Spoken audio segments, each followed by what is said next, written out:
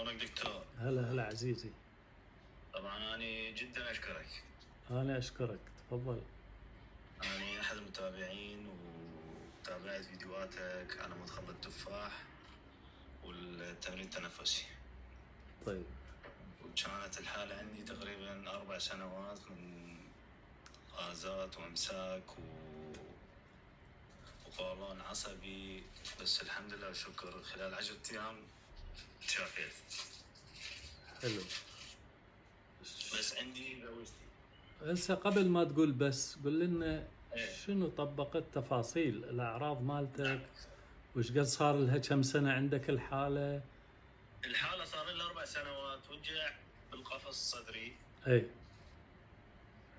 جوي القلب على اليسرى. اها.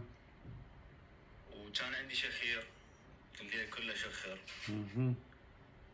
وكان عندي ظهري اثناء الشغل يلزمني دمار، ما اقدر اتحرك فترات. طيب. وحتى طق ما يطق، يعني شلون اقول لك، جامد يعني يابس ظهري. فوق غير. وامساك يعني، ومرات تكرم اسهال، ويعني حياتي كانت بطني فد مره. ما خليت علاج، ما خليت دكاتره، ما خليت، ما حاولت كل الاحوال، ما صار سبحان الله. بس طلع لي فيديوك مره من الايام، قلت خلت اشوف واتابع بلكي تصير. جرب، هو شيء رخيص وببلاش. ايوه. زين. إيه. والحمد لله.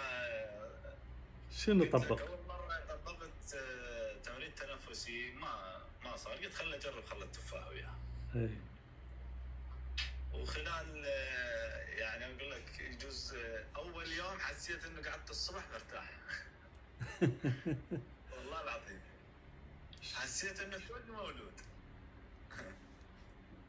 حياتك تغيرت 180 درجة. والله هسه حتى ظهر قام يطوق، مرتاح، يعني اكتافي كل شيء، يعني كل شيء راح. طيب. إيه. و قل لنا تمرين تنفس شلون سويته، قل لهم للناس. اثناء الشغل اسويه، يعني كل ساعة مرة، كل ساعتين مرة. هي شنو مرة يعني تاخذ نفس واحد؟ اخذ نفس طويل واحبسه لمدة 30 ثانية 35 ثانية، ثم اخرجه من الفم على كيف. على البطيء. طيب. على البطيء. وهاي كل ساعة تقريبا تسوي مرة واحدة؟ اي كل ساعة مرة، مرات يعني انسى، مرات كل 3 ساعات، كل ساعتين. طيب. والخل التفاح كنت اخذه يعني بس بالليل اول فترة، يعني قبل ما انام. بس استمريت عليه 3 مرات، كله يعني بعد ورا اليوم ورا الغداء ورا الغداء العشاء. ورا العشاء. حسيت يعني الحمد لله انه الاوجاع كلها راحت. زين.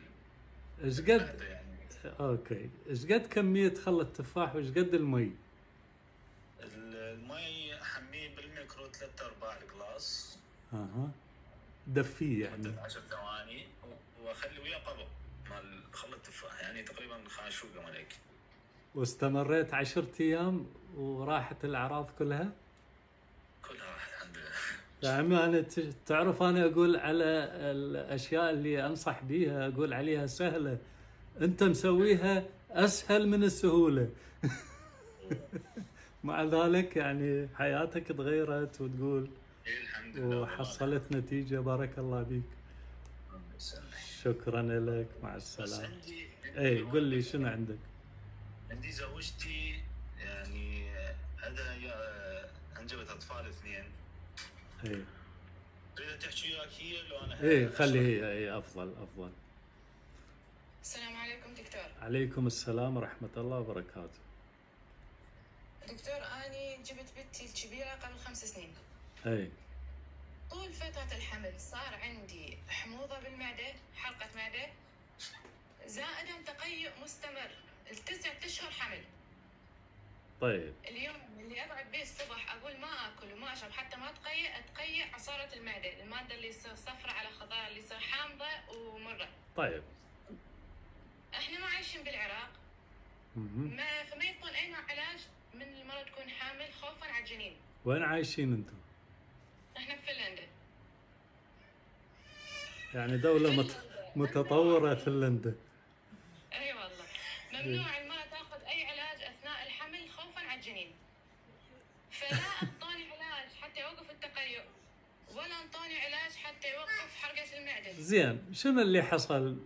المهم اللي حصل النتيجة. من جبت بنتي لحد هاي اللحظة من 5 سنين عندي امساك مستمر.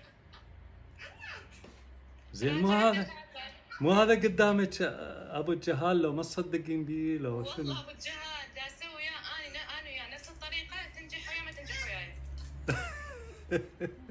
صحيح. شوفي، وهاي تنطبق على اي طريقة علاج بالعالم، بالادوية او غير الادوية، انه ما يستجيبون كل البشر. اسمحي لي اشرحها هاي لكل الناس من خلالك. مستحيل اكو دواء يستجيبون ب 100% من الناس يشفون بسببه. وعلى سبيل المثال يعني هاي مضادات الاكتئاب مثلا 60 إلى 70% من البشر يستفادون والبقية ما يستفادون. صحيح. ونفس الشيء تنطبق على النصائح مالتي. فش يحتاج انت مو انا قلت اذا انتبهتي قلت له انت سويتها اسهل من السهوله، انت شويه عقديها، يعني طبقي مثل ما انا اقول، هو مسهلها زياده. فترجعين للفيديوهات ما عندك شيء، بس خلل وظيفي وترجع امورك 100%. ان شاء الله خير. تحياتي لك ولكل العراقيين في فنلندا والعرب. مع السلامه.